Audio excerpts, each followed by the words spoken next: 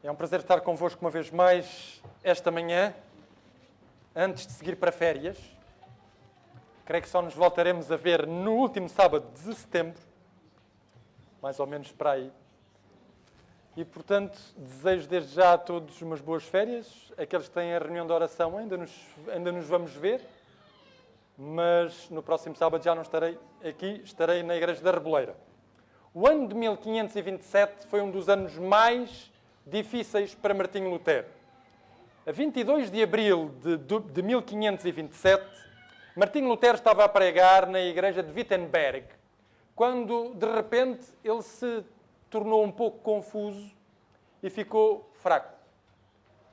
Nos meses que seguiram, ele teve que lidar simultaneamente com uma doença e com uma depressão debilitante. Tinham-se passado 10 anos desde que ele fixara as suas famosas 95 teses sobre a justificação pela fé. Durante esses 10 anos, ele combateu a Igreja, combateu o Império e combateu inclusivamente contra outros reformadores. Mas chegou um momento em que as coisas pareciam ter estagnado e ele próprio desanimou. Os meses que se seguiram foram meses de autêntica provação para Martinho Lutero. E ele escreveu uma carta ao seu amigo Philippe Melanchthon, onde ele lhe dizia: passei mais de uma semana na morte e no inferno. O meu corpo inteiro estava dorido e ainda tremo. Completamente abandonado por Cristo, trabalhei sob vacilações e tempestades de desespero e de blasfémia contra Deus. Mas graças à oração dos santos, Deus mostrou a sua graça sobre mim e livrou a minha alma do inferno. Isto foi o texto de uma carta, entre muitas outras coisas que ele escreveu ao seu amigo Philippe Melanchthon. E quando Lutero estava a começar a recompor-se da sua saúde, abateu-se sobre a região de Wittenberg a peste. A sua casa foi convertida num hospital, apesar da sua esposa estar grávida do seu filho.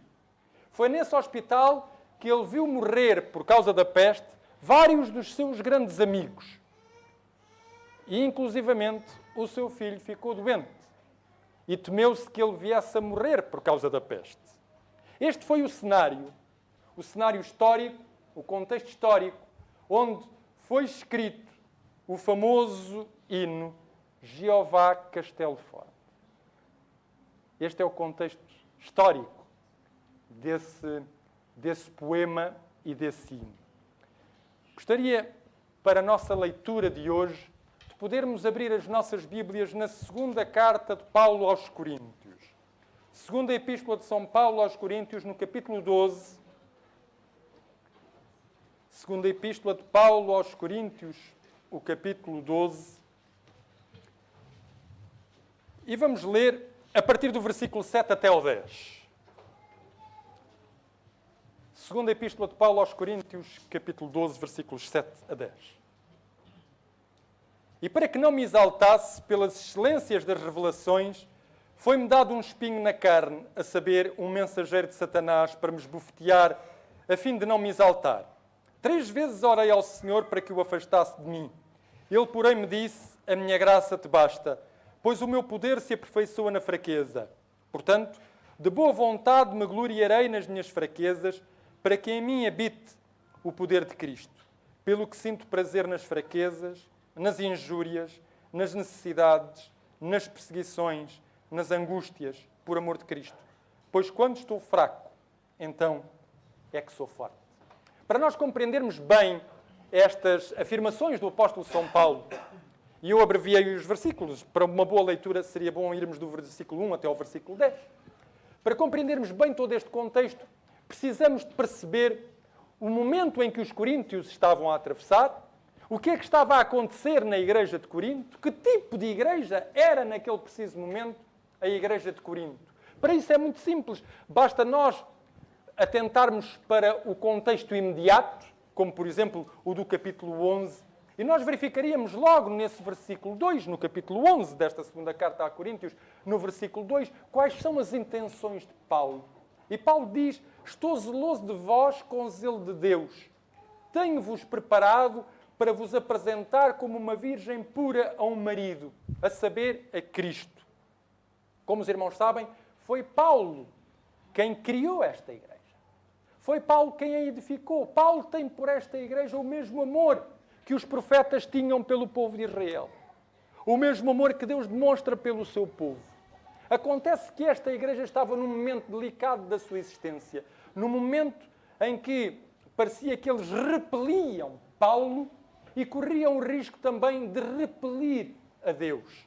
E Paulo diz: tenho-vos apresentado como uma virgem pura. Isto é, tenho-vos apresentado a Cristo como uma igreja que lhe fosse completamente fiel. Como uma igreja cuja fidelidade fosse demonstrada em todas as coisas. E para Paulo escrever isto, significava que naquele momento a igreja de Corinto não era fiel. Nós sabemos que já há um tempo a igreja de Corinto, depois de Paulo a ter criado, depois de Paulo ter trabalhado ali, ele partiu para outros lugares, e era um desses outros lugares que ele escreveu as 2 epístolas a Corinto. A igreja de Corinto tinha-se transformado. Basta nós lermos a primeira carta aos Coríntios, do capítulo 12 ao capítulo 14, e percebermos, por exemplo, que os coríntios tinham adquirido a ideia de que eles eram uma igreja acima da média. Uma igreja extraordinária. Uma igreja que gostava dos melhores dons. E qual era o melhor? Aquele que fazia mais barulho, é claro. O dom das línguas. Mesmo se ninguém percebesse nada, era do que eles gostavam. E quando nós, por exemplo, analisamos o hino ao amor, nós reparamos isso. Paulo diz: ainda que eu falasse a língua dos homens e dos anjos, o que é justamente uma crítica àquela que era a apreciação que os coríntios tinham sobre si próprios. Os coríntios eram realmente uma igreja extraordinária. Se alguém precisasse, por exemplo, de ofertas, os coríntios davam. E não pense, irmãos, que eles davam uma ofertazinha qualquer. Eles davam uma oferta que se visse, porque eles eram uma igreja acima da média. Era uma igreja que gostava das grandes coisas. E como gostava das grandes coisas, inclusivamente eles tinham arranjado um meio de dentro da própria igreja se dividirem em fações. Mas não eram umas fações quaisquer. Eram fações de acordo com os 3 grandes pregadores da altura. Apolo, Pedro e Paulo, é claro. E eles gostavam dessas fações, porque eles passavam o tempo a discutir qual destas fações tinha razão, ou melhor dizendo, qual destes pregadores tinha mais razão. Acontece que quando nós analisamos este capítulo 11 da segunda epístola aos Coríntios, só para nós percebermos bem o contexto de Paulo ter escrito o que escreveu no capítulo 12, chegaram a Corinto uns pregadores à medida dos coríntios. Sabem, quando nós temos uma igreja acima da média, chegam rapidamente até nós pastores acima da média, pregadores acima da média. Hoje é pela internet, pelo YouTube, whatever. Naquele tempo eles iam mesmo lá. E acontece que nós temos a descrição destes senhores. Estes senhores apresentavam-se como se fossem discípulos, apóstolos de Cristo. Eram pessoas que tinham credenciais. Paulo chama-lhes superapóstolos. Claro, tinha que ser. Para uma igreja super. Nada melhor do que uns apóstolos super. E estes apóstolos super, que tipo de mensagem é que eles tinham? Se vocês lerem o capítulo 11, normalmente, quando as pessoas são fracas e se querem afirmar, a primeira coisa que elas fazem é denegrir o ministério do antecessor. E a primeira coisa que eles disseram àqueles coríntios que estavam ávidos de coisas super, eles disseram: sabem, este apóstolo Paulo que vos ministrou um ensino e que não vos cobrou nada, talvez o ensino não fosse tão bom. Porque quando o ensino é bom, nós cobramos qualquer coisa. Ainda hoje nós desconfiamos das coisas que são gratuitas. Achamos que se são gratuitas não vale grande coisa.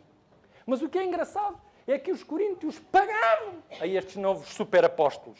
E o problema é que a pregação deles é que não era grande coisa. E eles nem notavam. Porque dizia o apóstolo Paulo neste capítulo 11, e basta nós vermos no versículo 20, se os irmãos quiserem, para eu não vos estar a ler muito mais texto, para não perdermos também muito mais tempo.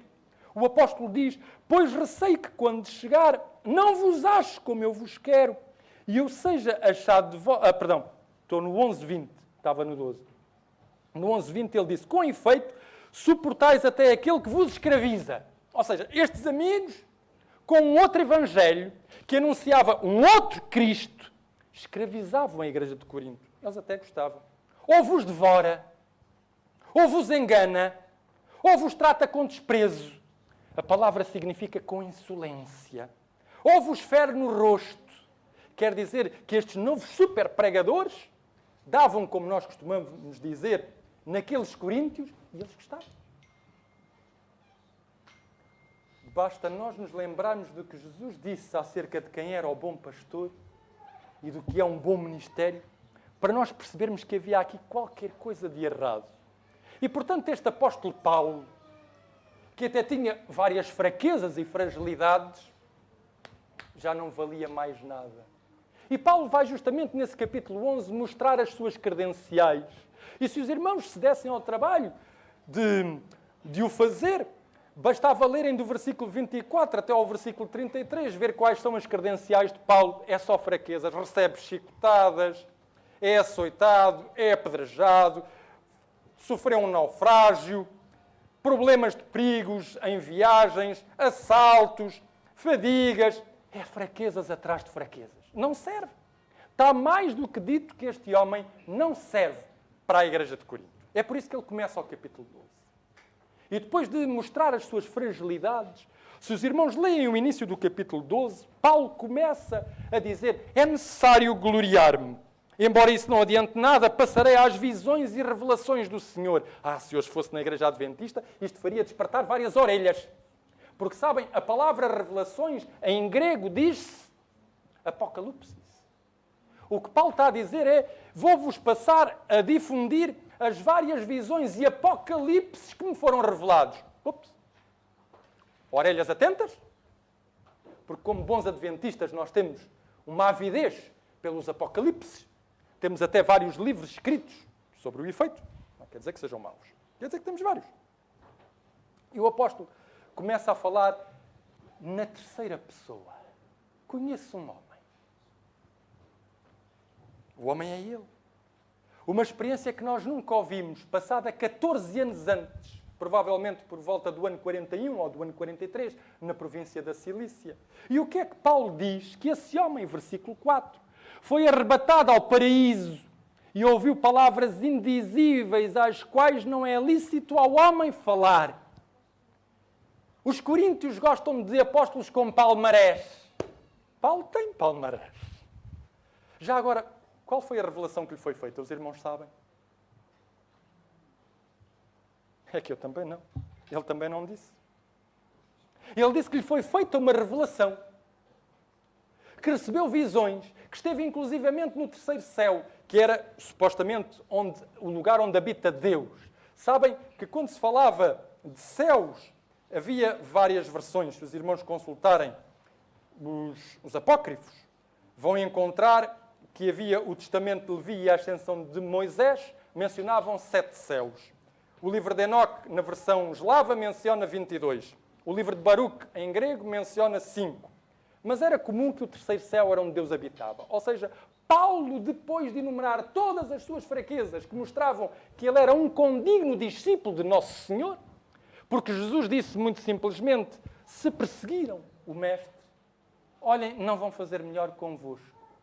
Portanto, todos esses superapóstolos que vinham com super ideias, que se faziam pagar a bom preço pelos coríntios, mas que inclusive não lhes traziam nada de bom, anunciavam-nos um outro evangelho, um outro Cristo, que fazia com que esta igreja se desviasse daquilo que era o seu propósito inicial.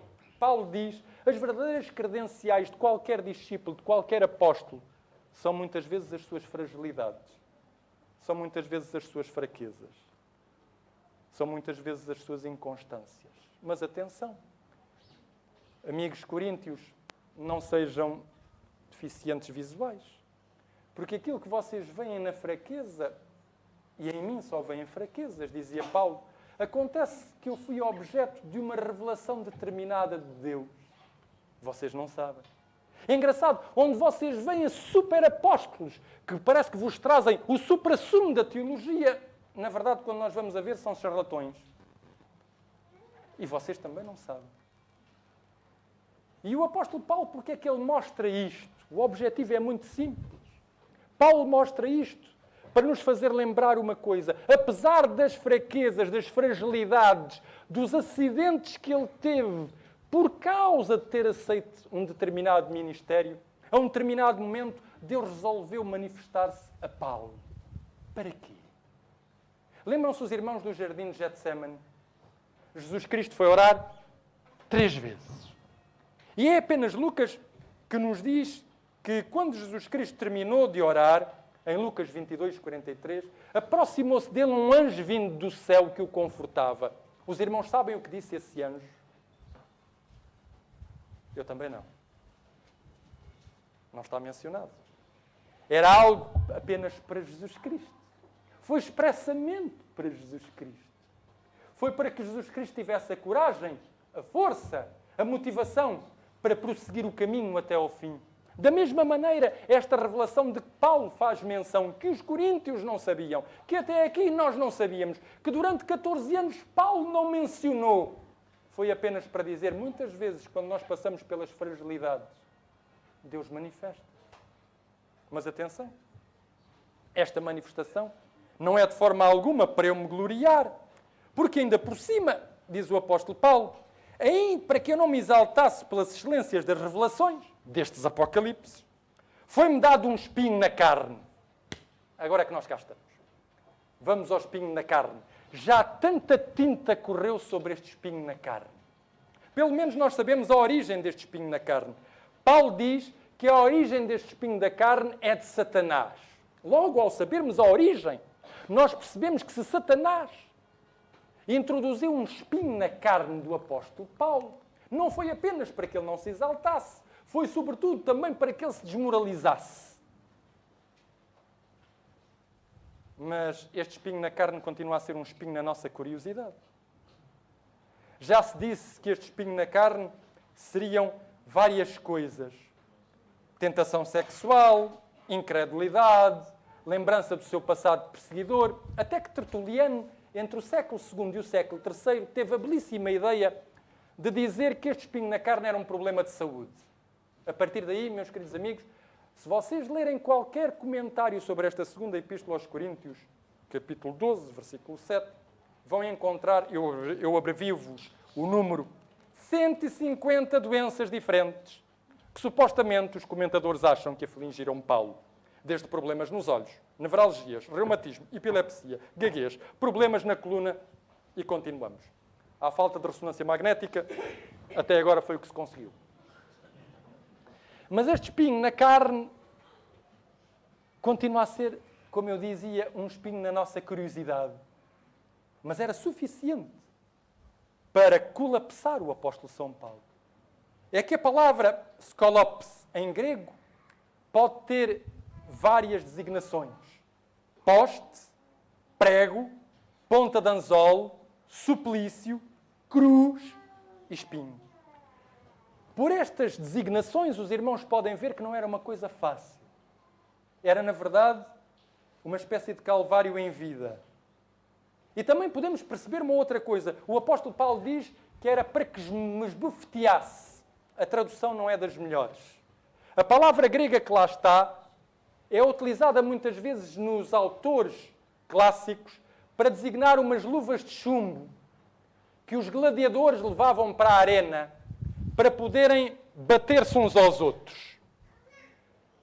A palavra significa bater com ignomínia.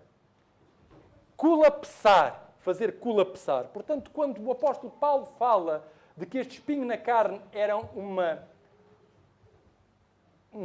esbofetear, a tradução é aqui um eufemismo. Este espinho na carne era para o fazer colapsar. Era para o fazer pô-lo fora de combate.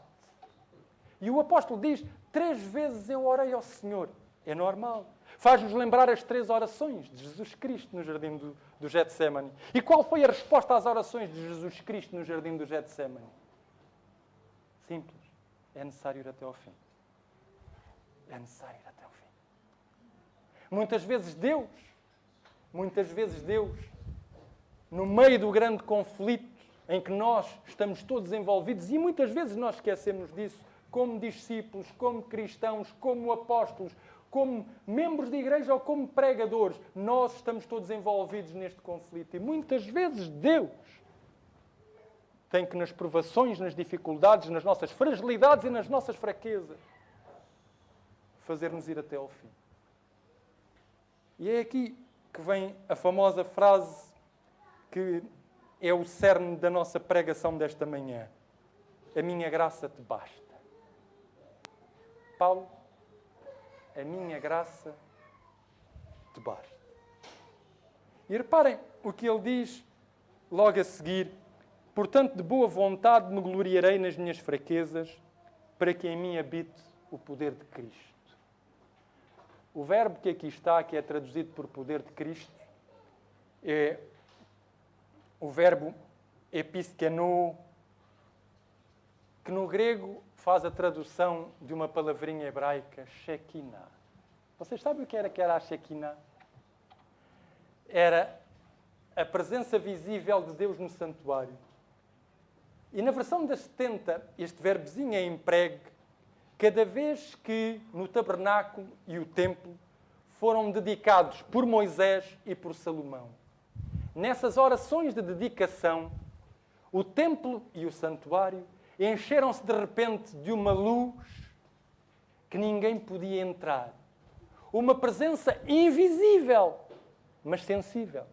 E Paulo diz aos nossos amigos coríntios: vocês só veem as minhas fraquezas, mas olhem melhor, cá dentro, vocês vão ver uma presença invisível, mas sensível. O mistério é eu continuar apesar daquilo que me tem acontecido. O mistério é eu poder escrever-vos apesar daquilo que vocês se tornaram. O mistério é eu continuar a amar-vos, a ver se vocês conseguem ser aqueles coríntios em que eu vos criei. É o mistério. Mas essa é a graça e o poder de Cristo. Meus irmãos, esta passagem é extraordinária para nós a dois níveis. Em primeiro lugar, a nível pessoal. Nós não gostamos de assumir as nossas fraquezas nem as nossas fragilidades. Nós tentamos maquilhar, disfarçar, esconder as nossas fragilidades. E se por acaso alguma vez nós somos postos em comparação com outras pessoas que se nos diz têm melhores atributos, têm melhores qualidades, nunca têm melhores defeitos, têm mais coisas que nós, a nossa tentação humana é nós tentarmos encontrar qualquer coisa que também seja melhor. E o apóstolo Paulo resistiu a essa tentação. Ele diz: o que há de melhor é esta graça de Cristo, que em primeiro lugar nos faz aceitar as nossas fragilidades. Se nós conseguirmos aceitar as nossas fragilidades e as nossas fraquezas, saibam que sobre nós repousa a graça de Cristo. E a comparação é muito simples. Cristo não deixou de ser Deus por assumir a fragilidade da condição humana. Paulo não deixou de ser apóstolo por ser vítima das fragilidades que o afligiam. Nós não deixamos de ser quem somos, apesar das fraquezas e das fragilidades que nos afligem. A minha graça te basta é a frase de Cristo definitiva, porque esta frase está no perfeito. E o perfeito significa que é definitivo, significa que é a última palavra de Cristo sobre as fragilidades de Paulo. Não são elas o decisivo sobre a tua vida. O decisivo sobre a tua vida é a minha graça.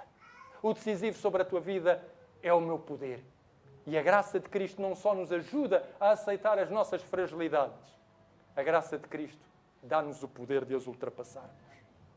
Os irmãos já conviveram certamente com pessoas que muitas vezes, quando nós vamos visitar, estão quase a morrer. É engraçado, nós vamos lá para as encorajar, para as motivar. Vai na volta, saímos nós de lá motivados. Sabem o que é isso? A graça de Cristo. É a graça que dá poder para ultrapassar essas mesmas fragilidades. A nível pessoal, nós precisamos disso. Não se escondam, irmãos, por causa das vossas fraquezas. Não se deixem abater porque existem fragilidades na vossa vida. Procurem, sobretudo, perceber onde é que a graça de Cristo vos quer conduzir com tais fragilidades. Mas nós precisamos também da graça de Cristo a nível comunitário. Sabem que, como igreja, nós somos suscetíveis à sociedade. E nós, tal como os coríntios, vivemos na era dos recordes. na era das performances, na era do sucesso. A nível desportivo, os atletas procuram bater os recordes dos atletas anteriores. A nível económico, as economias procuram atingir novos patamares de produtividade e de sucesso económico. A nível tecnológico e científico, continua-se a procurar as super ferramentas, os super instrumentos que façam de nós super qualquer coisa. E sabem, as religiões não são imunes a este espírito. Cada confissão religiosa vai nesta onda de super diferença. E os irmãos têm hoje à vossa disposição as mega-igrejas, por exemplo, com espetáculos à medida. Não sei se os irmãos já tiveram a curiosidade de ver. É espetacular. É verdadeiramente incrível. Temos estas mega-igrejas com estes mega-pregadores. Temos as igrejas onde se falam línguas desconhecidas, onde o sentido da mensagem desaparece na diluição dos sons. Temos as igrejas que mobilizam milhares e milhões de pessoas em peregrinações a locais conhecidos ou cada vez que há um líder carismático. Temos a igreja que mais cresce no mundo, por hora, por minuto, por dia, em que se organizam não sei quantas igrejas por dia. Temos as igrejas que mais usam os meios de comunicação na difusão das suas mensagens. Temos as grandes catedrais, temos as igrejas que enchem estádios de futebol, temos as igrejas que realizam milagres à hora, ao minuto ou em grupo. Em suma, eu acho que somos mais coríntios que paulinos. E com esta competição, às vezes nós entramos todos na onda. Sabem qual é o risco? Era o risco dos coríntios. O risco de pensarmos que aquilo que nos distingue é a essência da nossa igreja. Corresponde à nossa identidade. Mesmo no meio adventista, nós temos as nossas divisões da América Central e da América do Sul que olham para a divisão europeia, coitadinhos, mas estes não crescem. E temos as nossas divisões europeias e ocidentais que olham para as outras divisões e que vão dizendo, então, mas o crescimento económico não vai. E passamos a nossa vida nisto. E o apóstolo Paulo diz uma coisa que também vale para a igreja.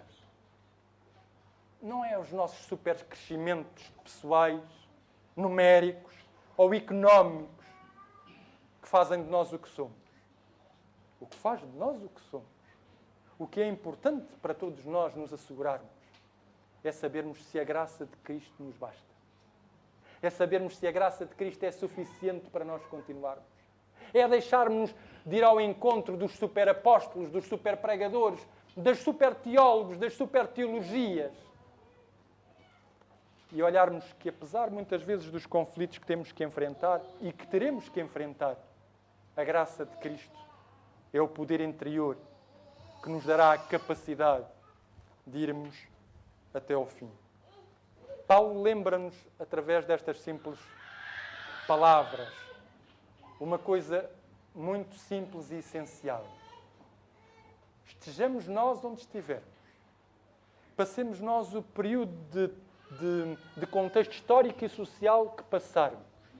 Aquilo que distingue a Igreja, aquilo que faz a Igreja o que ela é e aquilo que capacita o nosso ministério é a presença, muitas vezes invisível, mas sensível de Deus na nossa vida.